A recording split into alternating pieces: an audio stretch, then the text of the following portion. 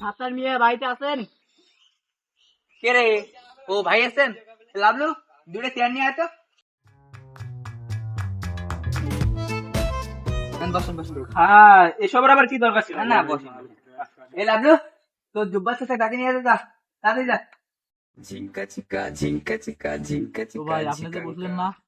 ও বসি, ওই পোলাক পাঠাইছি তো ছোট ভাই ডাকের জন্য, ছোট ভাই আসুক তারপর বসি। এই লাভলু আর দুটো চেয়ার নিয়ে আয় তো। अच्छा তো ভাই শুনেন, তাড়াতাড়ি আসতে বলুন, আমাদের অফিসে আবার লোক বসে আছে, অফিস যাওয়া লাগবে, তাড়াতাড়ি আসতে বলুন। ওয়ালাইকুম আসসালাম। ভাই বসেন বসেন।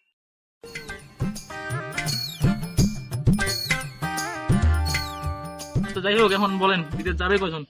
ও এই যে আমার ছোট ভাই আর ছোট পোলা যাবে। ও আচ্ছা,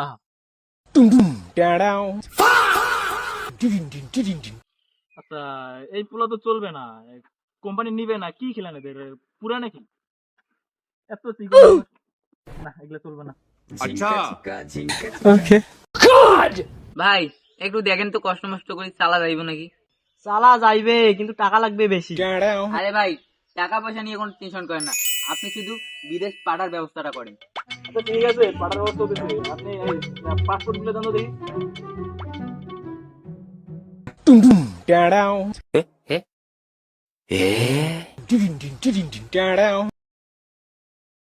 এটা কার পাসপোর্ট?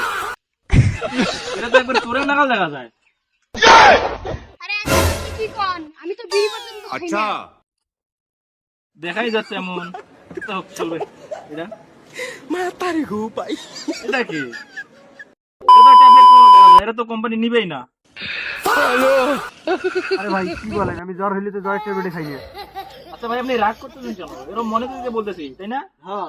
হ্যাঁ ভাই উল্লো কথা বাদ দেন তো, এই মাক বিদেশ নাকি পাইবে না না পাইবে না কথা এইটা কোন। আরে ভাই ওটা বললে তো হয় না, একটু চেইং টেং এর ব্যবস্থা আছে না। আর এই বিদেশ না, এগুলো তো আমার ওয়ান টাইমের ব্যাপার। अच्छा হ্যাঁ ভাই, তোমাদের এই দুজন যে বিদেশ যাইবো, প্লেনটা ঘুরালেই শান্তি, বিদেশ যাওয়া লাগবে, এটা কোনো কথাই হয় না। কি ভাই প্লেন ঘুরবো মানে? আরে ভাই প্লেন দিয়ে তো বিদেশ যাবো, তাই না? আপনারা তো মূর্খ, মানে এত যে বুঝবেন না। এই তুমি এটা বুঝো, তাই না? হ্যাঁ হ্যাঁ এটাই বলছে। হ্যাঁ আচ্ছা ভাই আপনারা যে এজেন্সি দিয়ে লোক পাঠান, ওই এজেন্সিটার নাম কি? আর এটা জানেন না, বেঙ্গল এজেন্সি। আরে ভাই বেঙ্গল এজেন্সি, এই এজেন্সি না বিড়ি বানায়। আরে ভাই এটা জানেন না, এটা বাংলাদেশের নাম করে এজেন্সি, হাজার হাজার মানুষ বিদেশ পাঠায় এই এজেন্সি দিয়া। আর বিদেশ যায় তো মানুষ লাখ লাখ টাকা কামাই করতেছে। কিন্তু বাড়িতে এক টাকাও পাঠাইতে পারে না। এত টাকা বেতন পায়, বাইট পাঠাতে পায় না মানে? ঠিক বুঝলাম না।